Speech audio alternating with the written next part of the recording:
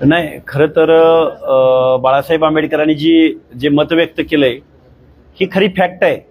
कारण या महाराष्ट्रामध्ये ओबीसी अथवा महाराष्ट्रामधल्या 50-60% लोकांच्या बाबत या महाराष्ट्रामधले शरदचंद्रजी पवार असोत, पृथ्वीराज चव्हाण असोत, एकनाथराव शिंदे असोत, त्याचबरोबर अशोकराव चव्हाण असोत, ही मंडळी जे सोशली बॅकवर्ड आहेत, सामाजिक दृष्ट्या मागासवर्गीय आहेत, बलुते आलुते आहेत, गावगाड्यामधल्या बहुसंख्येनं राहणारी लोक आहेत.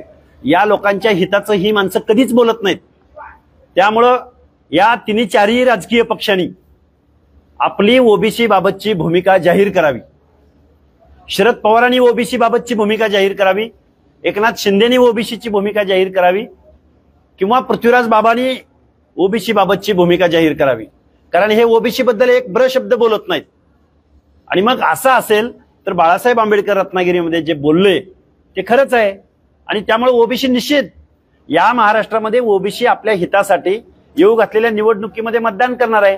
त्यामुळे शरदचंद्रजी पवारांच्या बारामतीमध्येच जर ओबीसी एकवटला तर बाळासाहेब आंबेडकर म्हणतात ते शब्द तंतोतंत खरे ठरणार आहेत.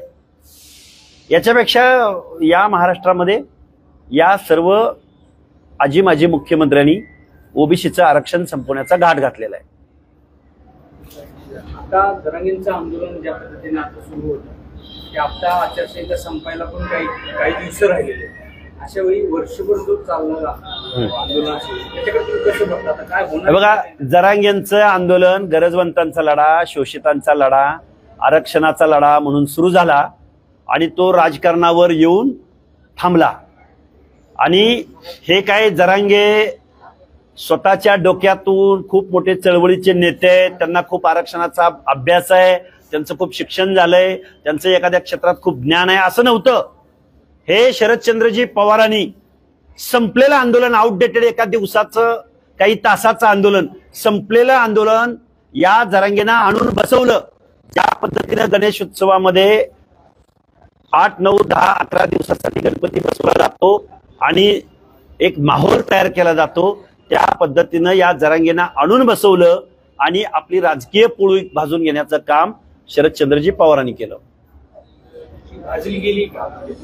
पोळी निश्चित भाजली, लोकसभेला भाजली ना, तुम्ही बघतायत ना. आणि लोकसभेला पोळी भाजल्यामुळं हे आजी माजी मुख्यमंत्री ओबीसीवर बोलायलाच तयार नाहीत, हे निवडणुकीच्या पलीकडे जायलाच तयार नाहीत.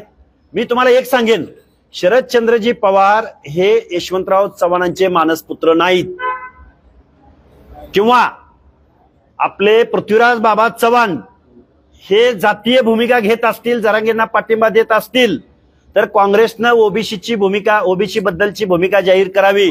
नाहीतर पृथ्वीराज बाबा चव्हाणांनी कुठं जावं, तर त्यांनी राहायला कुठं जावं, तर त्या अफगाणिस्तानमधल्या एखाद्या अफगाणिस्तानमध्ये राहायला जावं. कारण का म्हणतोय, तिथं जातीय भूमिका घ्यायला वाव आहे पृथ्वीराज बाबा तुमच्या कामाला. कारण हा महाराष्ट्र 18 पगड जातींचा आहे, हा महाराष्ट्र शिवरायांच्या रयतेचा आहे, हा महाराष्ट्र शाहू राजाच्या रयतेचा आहे.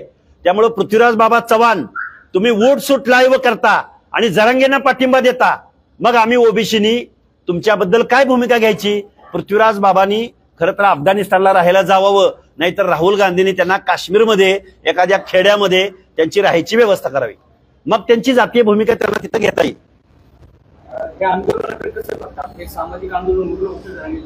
हे बघा, जरांगेंचं आंदोलन सामाजिक वगैरे नाही.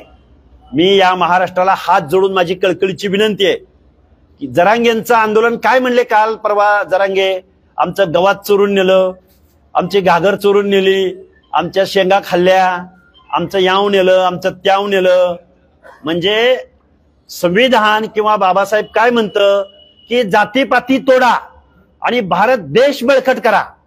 आणि त्याच वेळी जरांगे म्हणतो की जातीचा खुट्टा बळकट करतो, जात वास्तव बळकट करतो. म्हणजे घटना विरोधी वागण्याचं काम जरांगे करतात आणि त्याला पाठिंबा देण्याचं काम मिस्टर संभाजी भोसले करतात, किंवा पृथ्वीराज चव्हाण करतात, किंवा शरद पवार करतात, किंवा अशोकराव चव्हाण करतात, किंवा शासनाच्या माध्यमातून या महाराष्ट्राचे मुख्यमंत्री करतात. म्हणून जरांगेंचं आंदोलन महाराष्ट्र जोडणारं नाही, जाती संपवणारं नाही, तर जरांगेंचं आंदोलन मराठा नावाची जात बळकट करणारं आंदोलन या महाराष्ट्रामध्ये झालेलं आहे.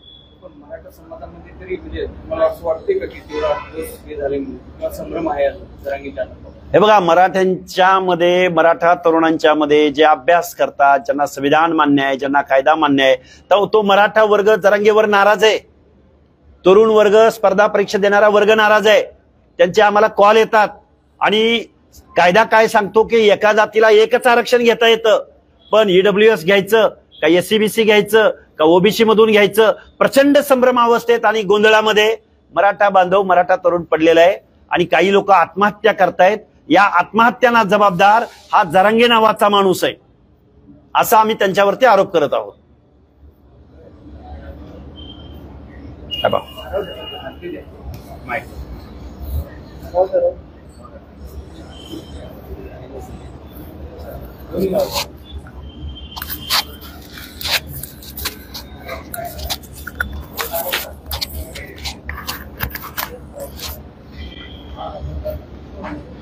डिस्चार्ज मिळालाय, आता पुढचा दौरा कसा असणार? आज डिस्चार्ज मिळालाय, परंतु आज आम्ही आणखी तशी काय आमची प्रकृती 100% स्थिर नाही आहे. परंतु काही आमच्या सहकाऱ्यांच्या, समर्थकांच्या घरी दुःखद घटना घडलेल्या असल्यामुळं आम्ही आज प्रायोगिक तत्वावर त्या ठिकाणी जाऊन आमच्या सहकाऱ्यांच्या घरी सांत्वन भेटी वगैरे अनेक ठिकाणी जावं आणि बघावं काय आमच्या तब्येतीची काय हालचाली होतात. आणि खरा आमचा 2 तारखेपासून दौरा सुरू होणार आहे. 2 तारखेला आमची चंद्रपूरला महाएल्गार सभा आहे, ज्यामध्ये या राज्याचे विरोधी पक्षनेते वडेट्टीवार साहेब सुद्धा आमच्या सोबत सभेला राहणार आहेत. आणि तिथून त्यानंतर आमच्या उपोषण काळात आमच्या 22, 24, 27, 29 तारीख आमच्या ठरलेल्या होत्या. ह्या तारखा पोस्टपोन झाल्या आमच्या उपोषणामुळे. ह्या आता तारखा आम्हाला रिपीट द्यावा लागतील आणि त्या तारखेनुसार आम्ही पुन्हा मेळावे वगैरे सुरू होतील. आणि आणखी आता राज्यभर फिरावं लागणार आहे. या राज्यातील जातीवाद्यांना धडा शिकवायचा जर म्हटलं तर ओबीसी समाजाला एकत्र आणावं लागणार आहे, जागं करावं लागणार आहे. कारण गेल्या अनेक दिवसापासून ओबीसीच नाही तर ओबीसी, एससी, एसटी, मुस्लिम बांधवावर अन्याय करण्याचं काम या जातीवादी सरकारनं, या जातीवादी प्रस्थापित नेत्यांनी करण्याचं काम केलंय. आता नुकतीच या मुंबईमध्ये तिरंगा रॅली, मुस्लिम समाजाची तिरंगा रॅली निघली. आजपर्यंत ज्या मुस्लिम समाजाने यांचे जेवढे मोर्चे निघले राज्यामध्ये, कोपर्डी असेल, त्यानंतर मराठा आरक्षणाचे मोर्चे असतील, उत्स्फूर्त असं स्वागत करण्याचं काम केलं मुस्लिम समाजाने. त्यांना चहा, पाणी, नाश्ता देण्याचं काम केलं. त्या मुस्लिम समाजाच्या तिरंगा रॅलीचे यांनी ना स्वागत केलं, उलट पक्षी यामध्ये त्यांनी ज्या हॉटेल्स असतील त्या हॉटेल सुद्धा बंद करून मुस्लिम समाजाला कसा त्रास होईल याकडे त्यांनी जाणीवपूर्वक लक्ष देऊन त्रास देण्याचं काम केलं. परंतु माझं मुस्लिम समाजाला कळकळीची विनंती, येणाऱ्या काळात मित्र कोण, शत्रू कोण हे आपण ओळखलं पाहिजे. आणि ओबीसी, मुस्लिम, दलित यांनी सर्वांनी एकत्र आलं पाहिजे.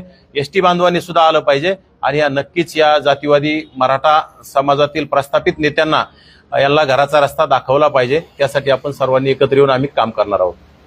मतदारसंघामध्ये काही दौरा करणार आहोत, राजकीय भूमिकेतून काही तुमची तयारी आहे?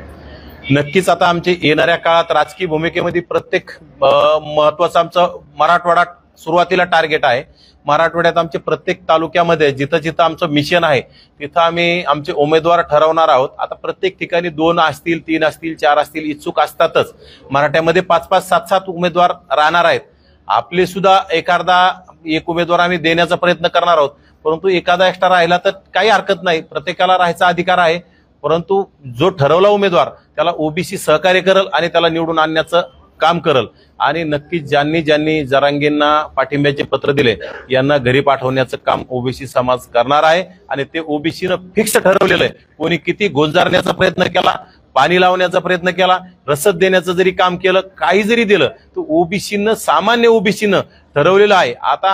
आताच्या काळात काही तितर असतात, तितर गळाला लावून ओबीसी समाज एकवटण्यासाठी छोटे मोठे मेळावे घेण्याचं काम हे जातीवादी मंडळी करत असती. परंतु ह्या तितरांच्या आवाजाला बळी न पडता ओबीसी समाज नक्कीच या मराठा प्रस्थापित जातीवाद्यांना धडा शिकवणार आहे.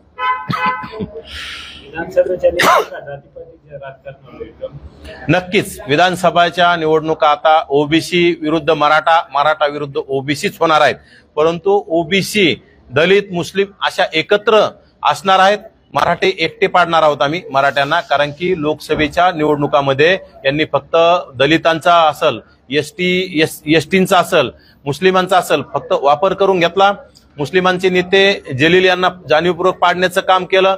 ओबीसीचे अनेक नेते पंकजाताई असतील, जानकर साहेब असतील, खैरे असतील यांना पाडून आपले म्हणजे बिनडोक माणसं सभागृहात पाठवण्याचं यांनी काम केलं. ज्यामध्ये औरंगाबादमध्ये कुठलाही अभ्यास नसणारा म्हणजे दारू विकणारा खासदार त्या जिल्ह्याचा सभागृहात पाठवण्याचं काम केलं. त्याला जर सभागृहात लोकसभेमध्ये ओबीसी विषयी, मराठ्यांविषयी आणि या राज्यातील कुणाविषयी जर प्रश्न इंग्लिशमध्ये बोलायचं म्हटलं तर त्याला एबीसीडी येते नाही मला हे सांगता येणार नाही. कारण असे जर प्रतिनिधी पाठवले, दारू विकणारे जर प्रतिनिधी पाठवले तर नक्कीच या महाराष्ट्राला ते दारू पिणारा महाराष्ट्र केल्याशिवाय राहणार नाही.